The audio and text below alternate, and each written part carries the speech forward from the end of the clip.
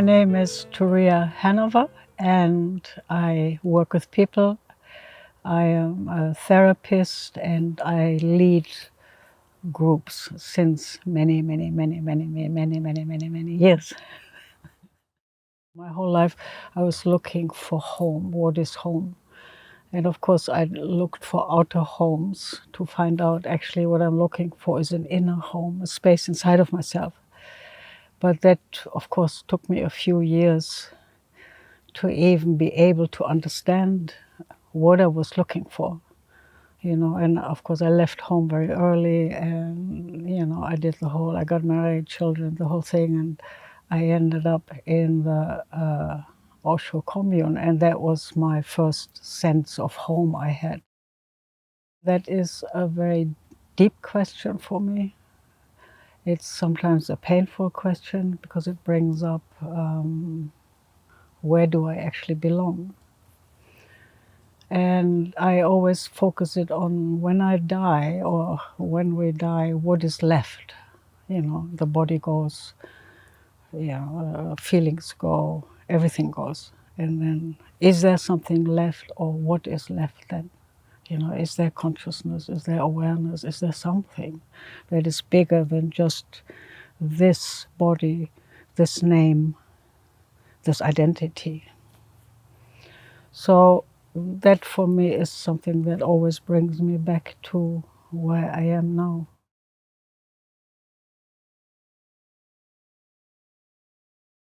I had to move through a whole lot of masks and conditionings to slowly come more home to myself. And then in the process of that also, I love to support other people in in their same search, in their same longing, or in their same wanting to find meaning in this life. It kind of came natural to me.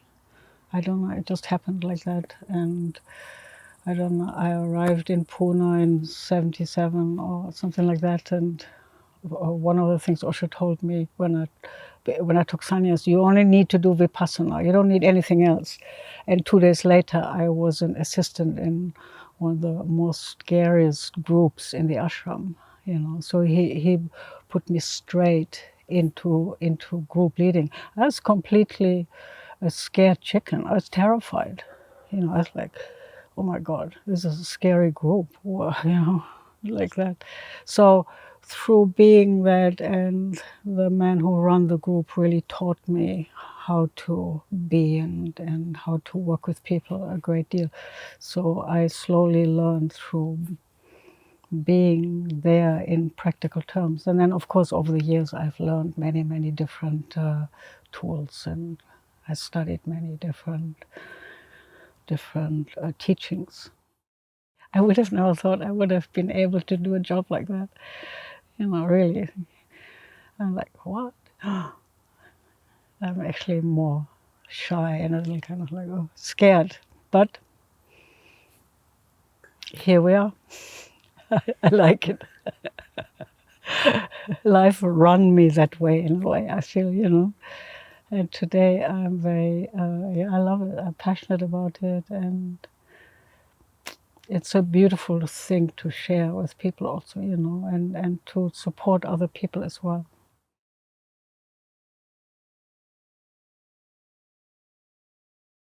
My parents separated when I was born, and then I had a stepfather, and we lived close to Düsseldorf, first near Munich, then Düsseldorf. And when I was 13, I wanted to go to boarding school. I just wanted to get out somehow, whatever. And in boarding school, I met my husband. We were school lovers, and anyway, how it is. We were madly in love, and we got married, and we got a child, beautiful child. And he studied, and I studied art and photography and graphic design and painting and art history, and he studied agriculture. We ended up in Sist, in the first German growth center in 1970, and we did groups. We did a 9-month training. My husband went with me. We moved there with a child, with our daughter, and we did 9-month ongoing groups. You know, we work with bioenergetic, and we work with Gestalt therapy, and with Jim Simkin, and I mean, Virginia Satir. We did everything. There was a group of 16 people. We lived together, and we did 2-3 groups a month together. So it was a very, very intense time. You can imagine. It was very intense. The kids lived together. We were all kind of into the hippiedom. So we all cooked, of course, cooked our own, you know, food, and I sewed our own clothes. And anyway, we loved it. It was fantastic time, and it was really breaking open a whole new dimension. It's like I cried for the first time in a group. I was like, oh my God, you know, I was like a frozen princess in a way, you know, and my husband even more. He was so held back, and then he could cry, he could be angry, and then doors open by feeling. But there's still something missing. I don't know how to die.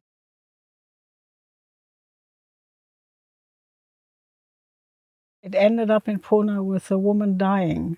It was a young woman who died Vipassana, and she died in March '76, and we brought her. Then in India, you bring the dead person on a stretcher, everybody together. You bring them down to the Ghats, to the burning place, and there they get burned. And we were all standing around singing, and the kids were there, and the men were there, and we were there. It was a very, very touchy experience.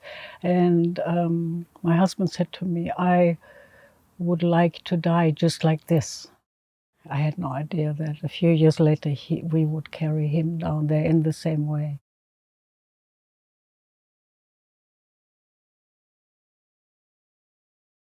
I stayed there until Osho left his body, and then I stayed another few more years, and then I also left because I felt I needed to stand on my own feet. You know, I really needed to find out who I am. You know, and that was very difficult because I had, of course, no money. I had no.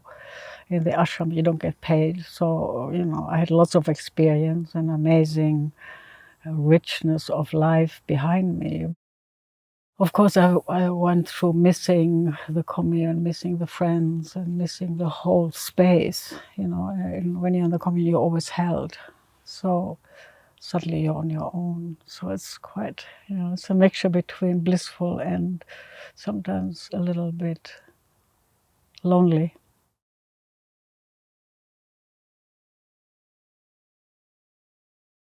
That work really, really changed my life because it's really understanding that inside you have different dimensions of beings, you know, and there's a richness inside and a beauty inside that we all have.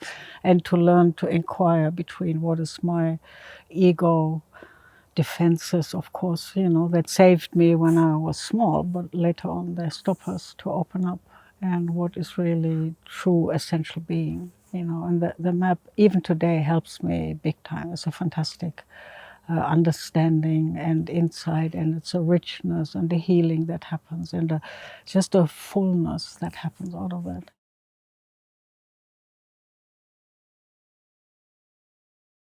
We had created the Path of Love process 95 in Pune, and we started to do the work there. That's another thing that really, together with the essence work, that really shifted my life in a whole new direction, you know. And we started the work, and it's, of course, it's a fantastic work because it works with trusting your longing, finding meaning in your life, you know, opening up, learning to be truthful, learning to say what is really going on and not always hold back, you know, exposing yourself. And then by the end, you know, walk your path and be open to spirit or to prayer. That work really, really has contributed big, a lot of depth and truth and honesty and value to my life, you know.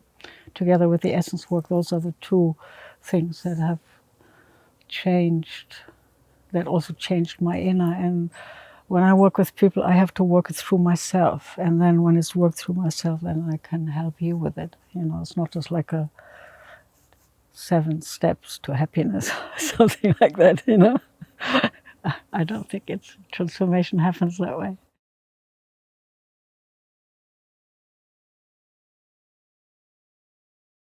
Trauma work, I think, is fantastic work. I did the training, the Peter Levine training, and I did it when it just started, and it has really made me understand that the pain that we feel or the trauma that we have is in our nervous system. And it helps you to really relax the nervous system. So it's a complete new understanding of what trauma is, where it sits, and why it also is so difficult to deal with it. It's like I have done lots of therapy, but there's still some places where I'm very anxious about, or other people I see a certain anxiety in. It seems like you never really get there, and the trauma work has put the focus on that autonomous nervous system, and that it sits in the nervous system, and that is what gets activated and what can't come down, what is like adrenalizing. You can never really relax, or you go the other way, you become depressed. It created body awareness. What does it actually mean to feel myself, and what actually happens in contact with other people? What is too much for me? When am I disconnected, when I'm dissociated? So many people are dissociated. There's nobody at home. I think it creates a shift in the male-female dynamic. It creates a shift in my understanding of my body. How do I feel inside my body, not outside how I look like, my image, am I dressed up or not, but inside, how do I feel? It's changed Path of Love completely. How we teach with people, not pushing people, but in a way inviting people to open in their own time and in their own rhythm, instead of push people through the walls of their resistance. Resistance in the understanding of trauma doesn't exist. Resistance just means I am disconnected of myself. It's not resistance. It's just a way to survive.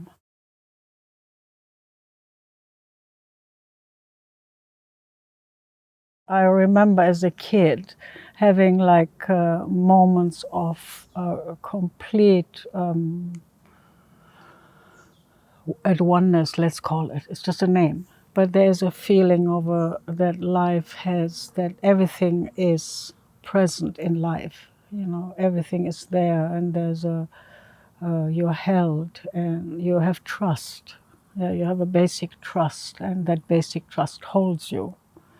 And then you go to school, or the parents fight, or whatever happens, stories happen, and then you lose that connection. Why do I then suddenly become so complicated and so afraid and, so mindy and whatever we do? We get lost in life's certain challenges. But somewhere inside that longing is just that sweet kind of pain that is in a way is like God is calling you back in. He's saying, hey, there's something else there. Come on. It's not all about how you look and money and who you marry and all these outer things that are part of life. And brings you, in a way, it brings you home. People come because they feel there's something else in life that I want. This can't be it. There is something bigger happening. We're held by some more bigger divine intelligence, let's call it. It has many names, so I don't know, whatever the name is, but there is something else, and that something else is what we're longing for, and to come home and not to be so caught in my sometimes very distorted ego defenses. We can be so beautiful, and then you have a fight with your boyfriend or with your girlfriend, you become just a fucking mean, nasty person. And it's like, why? Or the critic comes in and, you look into the mirror 5 minutes and you think, oh God, you're too old, too fat, too ugly, just poof. you're miserable for the rest of the day. And then what is that? How come the mind can destroy everything? And then, of course, that's the beginning of the work, then to look, what is my ego defense, what I'm hiding behind, what is there on a deeper level, who am I really? And how do I act out? And how do I take responsibility, and how do I not take responsibility? I mean, it's not right or wrong, but it's just to then we start looking.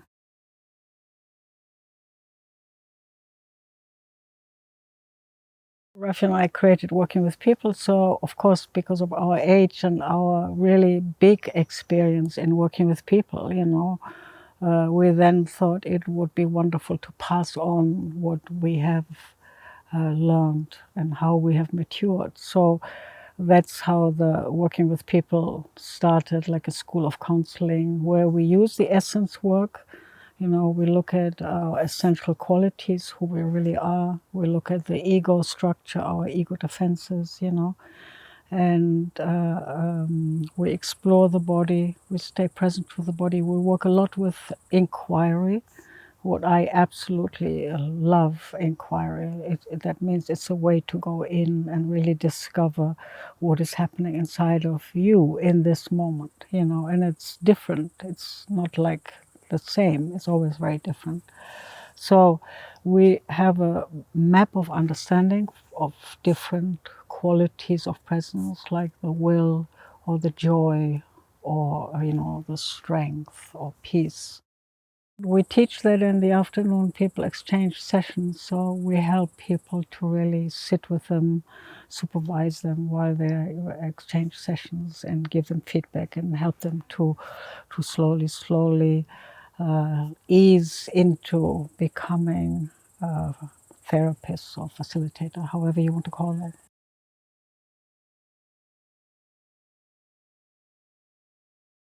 I think retirement is a really I don't know, it's a strange concept. Why should we retire? I love what I do, and it's one of the jobs that you actually get better at when you get older. So why should I stop working? For me, it's, what, to sit around, play golf, and drink gin tonics or something like that? No, it's not my life. It's not who I am. For what? Or, walk around, drive around in a camper van and sit on the beach. I'm like, for what? No. Of course I keep it. I love working. It's a creation. You're part of creation. You're part of some aliveness also. It also keeps me alive, keeps my brain active and keeps me alive, keeps me on my toes. I love that. I don't want to just sit some old pensioner somewhere kind of knitting some old socks or something. No, it's not me.